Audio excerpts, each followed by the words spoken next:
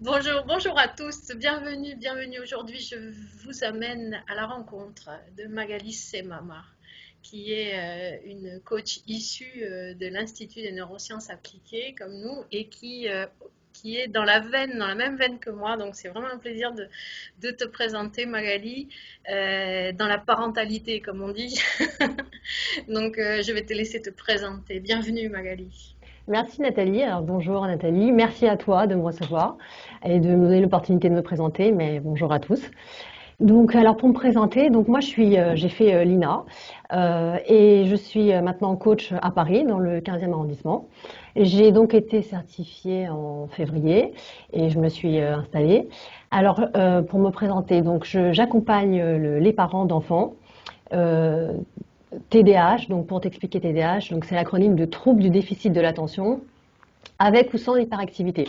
Donc j'accompagne les parents à trouver des solutions pour vivre au quotidien avec ce trouble et surtout pour développer le potentiel de leurs enfants, pour les accompagner tout ce qui est à l'école, mettre en place tout ce qui est possible pour les aider, pour développer leur potentiel, ça c'est une chose. Et j'accompagne aussi les femmes et les mères, tout ce qui est développement personnel, confiance en soi, euh, voilà.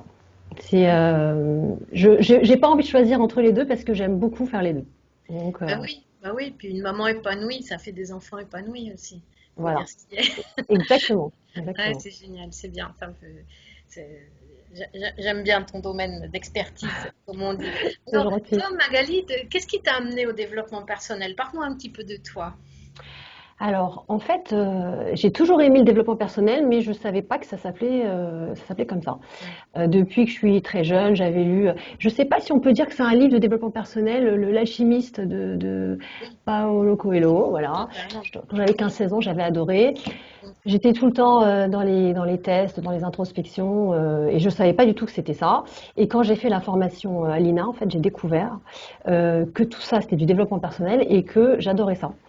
Et pourquoi j'ai fait du développement personnel? Parce qu'en fait, moi, j'étais dans l'entrepreneuriat pendant une vingtaine d'années. J'avais une société familiale de textile d'import. Oui. Et on va dire, il y a 5 ans, j'ai eu un changement personnel et professionnel. Et comment te dire? Quand j'avais une société, en fait, je travaillais jusqu'à 4h30. Et à 4h30, je rentrais chez moi pour aider mes enfants à travailler parce qu'ils avaient un peu de mal, en fait. Et j'ai su après que mon fils avait un trouble de l'attention. Donc, je me suis retrouvée souvent, j'avais des mamans qui m'appelaient pour me demander des renseignements sur ça, pour que je les aide. Donc, en fait, je me suis naturellement tournée vers le coaching parce que j'ai eu envie d'aider les parents qui avaient du mal avec leurs enfants, c'était compliqué. Et comme j'étais passée par là, et j'avais trouvé des solutions, donc je me suis dit, j'ai envie d'aider les parents et de les faire profiter de mon expérience aussi. Oui, D'où ma formation à l'INA. d'accord. Les mamans qui viennent te voir, finalement, les mamans, est-ce qu'il y a des papas qui viennent Alors oui, parce que tu sais, voilà, après l'INA, j'ai fait d'autres formations spécifiques au TDAH, Oui. dont une en particulier qui s'appelle le PEHP Barclay. C'est un programme qui existe depuis un petit moment. Oui. En fait, c'est des solutions pour aider les enfants, mais c'est des façons d'éduquer différentes. C'est-à-dire tout ce qui est punition, ça marche pas. Pour nos enfants, ça marche pas. Euh, donc en fait, c'est des méthodes où on se focalise sur ce qu'il y a de bien, enfin, c'est pas du laxisme, on se focalise sur ce qu'il y a de bien. Et ce qui est plus difficile, on fait un peu l'impasse dessus. C'est aussi des méthodes de travailler différemment. Ça peut être en mouvement, parce que voilà, le TDAH, parfois on est calme, mais d'autres on n'est pas calme. Donc en fait, voilà, moi à l'époque je faisais travailler mon fils, et ben, il y avait un ballon, il roulait dessus, on apprenait les poésies en mouvement, voilà. Et en fait, on y arrive quand même. Donc, pour cette méthode-là en particulier, oui. Enfin, c'est mieux qu'il y ait les deux parents parce qu'on n'a pas envie. C'est des méthodes où il y a à peu près 10 points, donc c'est 10 séances. On n'a pas envie que uniquement la maman se sente investie de ce rôle parce que ça peut être difficile. Donc, du coup, parfois, si on craque un petit peu, il y a le papa qui est là. Voilà, donc là, oui, c'est vrai que c'est plutôt les deux. Maintenant, s'il n'y a pas moyen, on peut s'arranger autrement, mais on Donc, implique aussi les papas. ouais, donc les mamans qui viennent te voir et les papas, ils sont Oui. dans quel état d'esprit au moment où ils viennent te voir? Ben, c'est difficile, ils ont essayé plusieurs choses. Souvent, on leur dit oui, mais t'es trop laxiste. En fait, tu me donnerais ton enfant, je lui mettrais deux claques et ça irait bien. Voilà, c'est dans ta tête. Donc, en fait, ils ont essayé plein de choses et les méthodes habituelles ben, ne marchent pas. Donc, il faut prendre des méthodes alternatives. Et voilà, et c'est aussi important de leur faire comprendre que c'est des bons parents et que les troubles, bon, c'est des troubles invisibles, donc souvent on peut entendre que ça n'existe pas, que c'est une mode, alors ce qui est complètement faux. Donc en fait, c'est aussi pour qu'il y ait du renforcement positif et qu'ils se rendent compte que c'est des bons parents et qu'il y a des solutions. Et voilà, on les essaye. Alors toutes ne marchent pas, donc il y en a des différentes, mais c'est vrai que c'est assez focalisé sur le renforcement positif, les systèmes il y a 10 étapes, il faut suivre au fur et à mesure, donner des ordres efficaces, pas dire trop de choses en même temps. Voilà, si on dit tu vas dans la douche et tu fais ça, tu ramasses tes affaires, voilà. Et il y a un cheminement pour trouver des solutions et pour qu'ils arrivent également pour les devoirs, pour les laisser travailler autrement et en bougeant aussi, parce que voilà, on peut y arriver en bougeant.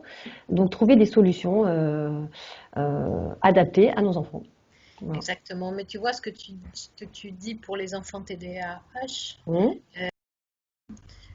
moi je le vis aussi quand même par rapport aux enfants normaux, Bien entre sûr. guillemets. Effectivement, c'est ça, c'est déculpabiliser les Mmh. mamans qui arrivent dans des états de grande culpabilité. Je fais mal, je suis une mauvaise mère. C'est ça. Et ensuite, effectivement, leur donner des petits trucs tout simples qui vont avec le cerveau de l'enfant. Alors, encore plus, toi, ça doit être encore plus adapté certainement, mais qui est qu'un enfant, il n'entend pas plus de trois ordres Exactement. d'affilée. Même deux, Exactement. c'est encore mieux. Ouais. Même un à la fois, c'est très bien aussi.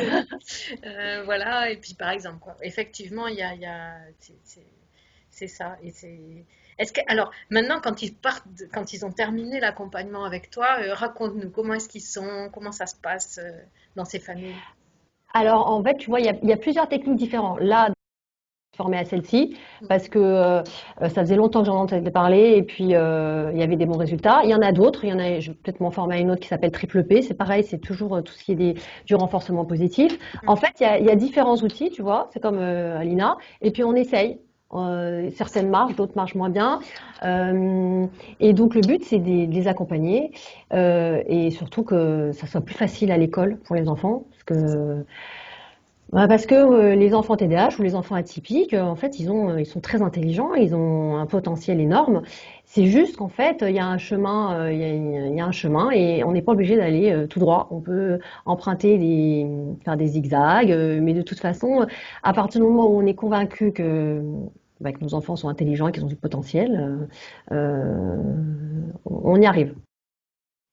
Et le but, c'est que ils arrivent à les amener où ils veulent et qu'ils se déculpabilisent, qu'il y ait une meilleure ambiance, parce que c'est bon, ça peut être compliqué aussi d'avoir des enfants atypiques, ça peut être compliqué à la maison, ça provoque beaucoup de stress, et c'est aussi ça aussi, c'est arrêter l'escalade et qu'il y ait une meilleure relation dans le couple, euh, qu'il y ait on va dire, un environnement familial restauré et qu'il y ait moins de stress pour les enfants, pour les parents et pour tout le monde en fait. Voilà. Et que les parents trouvent aussi un peu de temps pour eux. Oui, bah oui, aussi. Voilà, Qu'ils s'autorisent aussi à c'est avoir ça. un peu de temps pour eux, parce que quand on a un enfant atypique, on a, on met toute notre énergie sur Mm, cet enfant. exactement. Ça, c'est intéressant. Est-ce que tu arrives de travailler tu parlais de l'école, est-ce qu'il t'arrive de travailler avec les instituteurs ou les professeurs? Alors, non, mais ça fait partie de ce que j'aimerais faire. Ah, Tu vois. Parce que c'est vrai que bon, moi, mes trois enfants ont été diagnostiqués TDAH. mhm, Donc j'ai passé beaucoup de temps à l'école, à aller expliquer aux professeurs. Dès qu'il y avait des mots sur le cahier, j'allais bien sûr. expliquer. Voilà. Mais c'est vrai qu'en fait, tu vois, j'ai lu récemment un livre qui s'appelle l'échec scolaire n'existe pas, qui parle en fait de la neurodiversité et que c'est vrai qu'en France, on a un système un peu rigide par rapport à d'autres pays où ils s'adaptent, où il y a une école plus inclusive. En France, c'est pas encore tout à fait ça. Mhm. Mais le problème, c'est que c'est pas vraiment les professeurs, c'est qu'en fait, ils sont pas formés. Ils Ça. sont pas formés. Mhm. Donc, c'est vrai que ça fait partie des rêves que j'ai, on va dire. De faire D'accord. des, tu vois, je te devance un petit peu, mais ça fait partie des choses que j'aimerais faire. Donc, c'est vrai de toute façon, avec mes enfants, à chaque fois, je suis allée expliquer, hein. Après, il y avait des professeurs sceptiques, c'est pas grave. Je suis quand même allée expliquer à chaque fois. Voilà.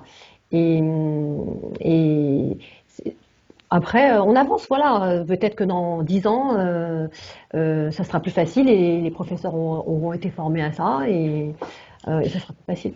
Voilà, Et ayons confiance que ce qui se passe bien sûr. actuellement,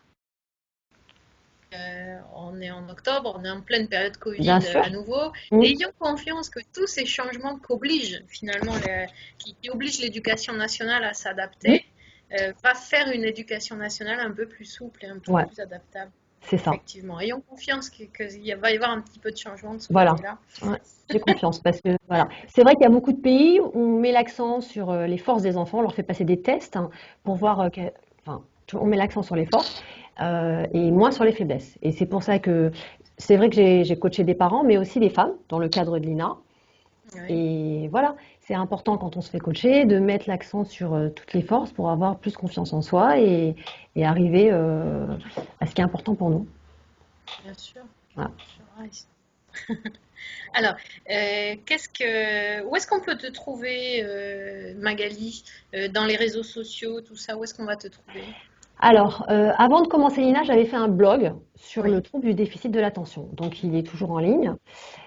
J'ai une page Instagram aussi, où je fais régulièrement des publications. J'ai une page Facebook, j'ai une page Pinterest, LinkedIn, voilà. On va te Alors, trouver en dessous de la vidéo, on mettra c'est tous ça. ces liens pour Voilà. Mm, que les gens te trouvent. c'est ça. Mais c'est Exactement. bien, tu veux dire, tu étais active Oui, dans tous ces lieux sociaux. voilà, je suis active parce que j'ai à cœur de communiquer sur ce genre de troubles et sur le fait qu'on peut quand même réussir, même si on est différent ou on se sent différent, on peut quand même réussir. Mhm.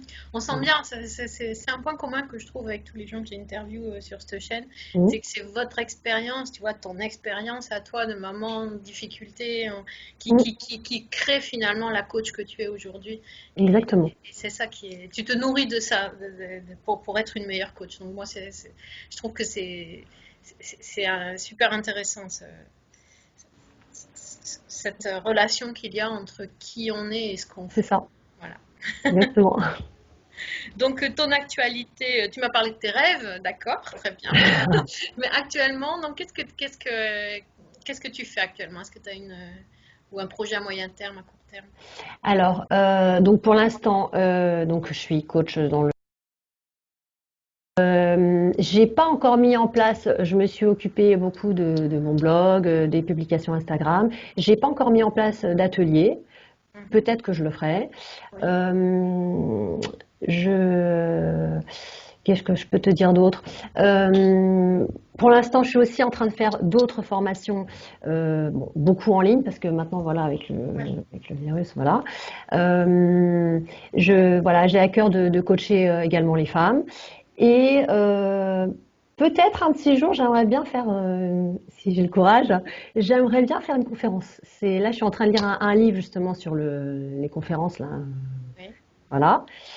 Il me manque un petit peu de courage, mais ça va venir. C'est Oui, on voit les yeux qui brillent là quand tu voilà, parles. Donc, c'est que ça te fait voilà. vraiment envie. Ouais, c'est ça, ça me fait envie, tu vois. Voilà. Tu m'as fait. Super. Vraiment, ben, quand tu la feras, tu me le diras et puis pareil, je le mettrai en dessous dans les coordonnées sous la vidéo. On rajoutera les dates de tes conférences. Avec plaisir. Alors, pour conclure, on va conclure avec les petites phrases habituelles, les petites Mhm. questions habituelles, Magali. Alors, Mhm. qu'est-ce que serait ta phrase fétiche? Alors j'en ai deux. J'en ai une sur l'action. C'est euh, la plus courte réponse est l'action. C'est un proverbe anglais parce que voilà, je trouve que les femmes que j'ai coachées En fait, il y a eu des résultats à chaque fois qu'elles sont passées à l'action. C'est vrai que les femmes qui venaient me voir, c'était souvent des personnes, c'était souvent des mamans qui étaient dans l'entrepreneuriat, mais aussi qui avaient des enfants et qui étaient un peu débordées, qui n'avaient pas trop de temps pour elles. Et le fait de passer à l'action et de s'organiser, de mettre en place des choses, ça a fait avancer le coaching. Et il y a une autre phrase de Martin Luther King qui dit, je vais te la lire parce que je ne voudrais pas l'abîmer, donc croyez en vos rêves et ils se réaliseront peut-être, et croyez en vous, ils se réaliseront sûrement. Donc, je pense que voilà, c'est important de croire en soi, d'avoir confiance en soi pour aller jusqu'au bout du chemin et affronter ses peurs. Voilà, mais c'est important de croire en soi et de croire en ses enfants et aussi que nos enfants croient en leur potentiel. Voilà, ça. Super, tu pourras appliquer cette phrase pour toi pour faire tes conférences aussi. Oui, exactement. Est-ce qu'il y a une personne ou des gens qui t'inspirent particulièrement et qui t'ont inspiré Alors, oui, je vais t'en citer deux. Alors, c'est vrai que je vais te parler de la psychologue qui s'appelle Claudie Duhamel. C'est une psychologue québécoise qui a fait passer des tests à mes enfants. Et en fait, cette personne, en fait, elle arrive à voir le potentiel de chaque personne. Donc c'est vrai que moi j'allais la voir voilà, pour faire passer les tests à mes enfants et parce que j'avais besoin de renseignements pour la scolarité et compagnie. Et c'est vrai qu'elle arrivait à chaque fois à mettre le doigt sur le potentiel des enfants, des parents. Elle nous encourageait et ça m'inspire beaucoup parce que c'est important de valoriser et d'encourager les parents et les femmes en particulier aussi parce qu'il y a beaucoup de charge mentale. Euh, Cette femme m'inspire beaucoup. Et la deuxième personne, je dirais ma mère. Voilà, professionnellement, parce que en fait, c'était une grande bosseuse. Mes parents, bon, ma mère n'est plus là. C'était une grande bosseuse. Elle travaillait tout le temps. Et en fait, elle nous a appris à mon frère et à moi que le travail c'était important, qu'il fallait être rigoureux et qu'il fallait pas aménager ses efforts et que quand on voulait quelque chose dans la vie, il fallait aller jusqu'au bout, jusqu'à temps qu'on l'ait. Donc ça m'a beaucoup servi dans des périodes difficiles, de ne pas lâcher jusqu'à temps qu'on obtienne ce qu'on veut. Ouais. C'est ce que je dis aussi à mes enfants d'ailleurs. Une belle école de persévérance Voilà, exactement. Et de détermination. et de détermination. C'est ça. Exactement. Ouais, très, très, très bel hommage que tu rends à ta maman ici. Euh, Quel Merci. conseil, alors on va terminer avec la question fétiche que j'aime beaucoup. Quel conseil est-ce que tu donnerais à un jeune coach qui débute? Euh, je lui conseillerais de suivre son intuition. Parce que c'est vrai que moi, j'étais pas tellement connectée à mes intuitions. Et avec cette formation de l'INA, je me suis plus connectée à mes émotions. Et finalement, c'est pas mal parce que maintenant, je pense que maintenant, quand je dois prendre des décisions, j'écoute mes intuitions. Et quand j'ai quelqu'un en face de moi, j'écoute ce qu'elle dit, j'écoute ce qu'elle dit pas, les silences. Et je me fie à mes intuitions parce que je trouve que c'est important de se connecter, d'être connecté à ses intuitions. Donc, et puis de se faire confiance aussi parce qu'au début, quand on coach, voilà, on n'a pas l'habitude, mais il faut se faire confiance et se lancer, voilà, passer à l'action et avoir confiance en soi. Donc, Exactement. voilà, c'est ce que je conseillerais. Merci pour ce très bon conseil, Magali. Merci beaucoup pour cette belle interview sincère.